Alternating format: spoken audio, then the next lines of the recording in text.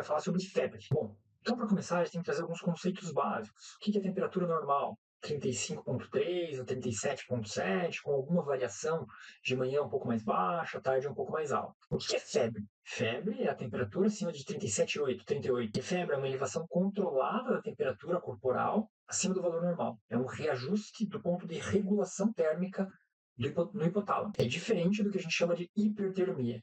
A hipertermia é uma elevação da temperatura corporal sem alteração do ajuste hipotalâmico, mas é uma falha na dissipação do calor, onde térmico não vai ter efeito aqui. Então é a insolação, a síndrome neuroléptica maligna, a síndrome serotoninérgica, por exemplo. E hiperpirexia é outro conceito importante, que é a elevação extrema da temperatura corporal, acima de 41,5. E essa sim tem risco de dano neurológico, sistêmico. Abaixo disso, provavelmente, a temperatura, especialmente em contextos infecciosos, que sempre nos chama a atenção, tem por intenção o mecanismo de proteção, né? De matar a bactéria, ou enfim, um micro-organismo que tem causado a doença que está ocasionando a febre. É um mecanismo de defesa do corpo. Vamos para o caso clínico. Então, caso clínico real, seu João, 56 anos, hipertenso em uso de losartana, e ele vem com febre há uma semana, picos diários ali no final da tarde, 38,5, fadiga, tem um pouco de suor à noite e não está comendo direito. No exame físico, normal, dados vitais normais, exame segmentar, não te chama nada a atenção. Então, ambulatorialmente ou internado, febre nem sempre é infecção, mas o primeiro pensamento é infecção. Então, a infecção, de forma geral, bacteriana que seja, é algo bastante tratável, né? Então, a gente precisa fazer esse diagnóstico diferencial logo no primeiro momento que a gente observa um paciente com febre. E a abordagem é bem prática, tudo desesperado. Meu paciente tem disfunções orgânicas, ele está séptico, ou ele não tem defesa.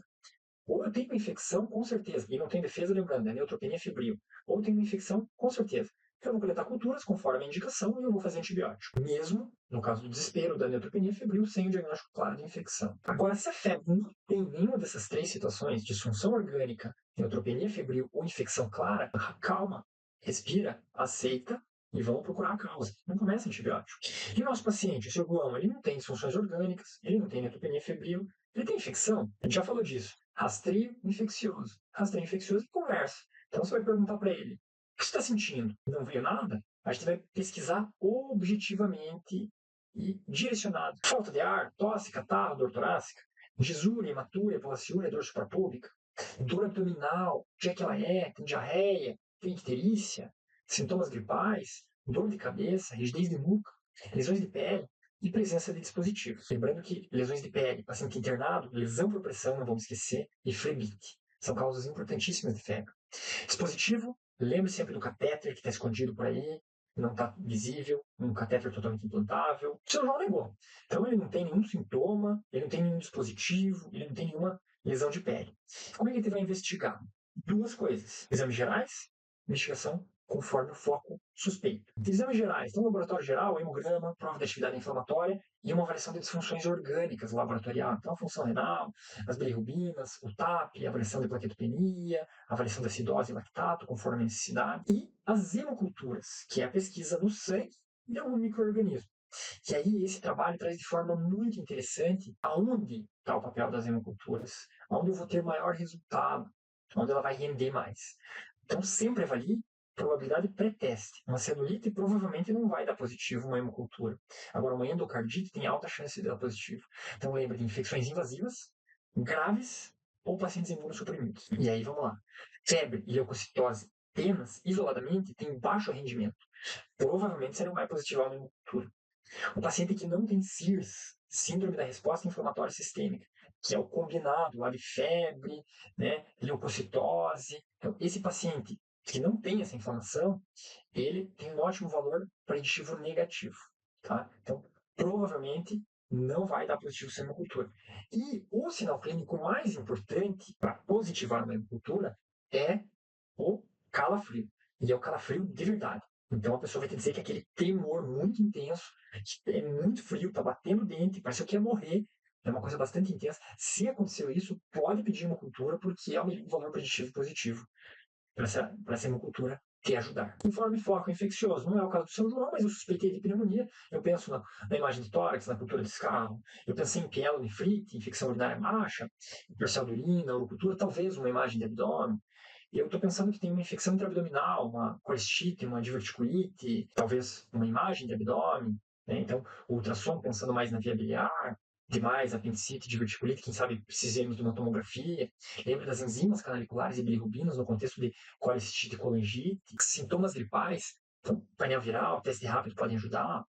Dor de cabeça, alteração de consciência, pondere a imagem, conforme a indicação, e a realização do líquor para o diagnóstico diferencial de uma meningite. Lesões de pele, bem interrogáveis, talvez uma biópsia possa ser indicada, e dispositivos, lembra de culturas do catéter. Existem situações em que é possível fazer o diagnóstico da febre sem exames complementares. Então, aqui, primeiro ponto, somente infecções sem sinais clínicos que denotem gravidade. E gravidade é disfunção orgânica. Como é que chega um paciente com uma amidalite para você, né? Ele vai chegar febril, taquicárdico. Puxa, ele está grave. Ele está inflamado, né? Ele tem o que a gente chama de CIRS. O que é diferente de um paciente que chegue, por exemplo, sem taquicardia, mas que está hipotenso, está com uma alteração da consciência. Esse está grave. Esse é disfunção orgânica. E eu vou lembrar de novo, vocês pensem em disfunção orgânica da cabeça até os pés, órgão por órgão, e veja se ele está funcionando adequadamente. Aí vai ser bem mais fácil de você fazer um rastreio de uma forma objetiva. Por vezes, infecção de via aérea superior, sinusite, amidalite, otite média, infecção de pele e partes moles e diarreia podem precisar de exames complementares. Você pode fazer um diagnóstico clínico aqui. E o seu João? Bom, o seu João quase não tinha alteração laboratorial, sem anemia, o leucograma dele estava normal, diferencial normal, plaquetas normais, tinha um PCR discretamente elevado, a função renal, TGO, TGT, bilirrubinas e RNI estavam todos normais. Então, o que a gente faz com o seu João? Ele tá com febre, tá te falando, eu tô com febre há um tempão aí, e eu não sei o que é, né? Então, fizeram lá um antígeno de Covid, de influenza para ele, vieram negativos, e foi orientado que provavelmente tratava-se de um quadro viral, mas para além disso, a gente pode orientar que nesse momento não tem sinais de gravidade e não tem como a gente fazer um diagnóstico.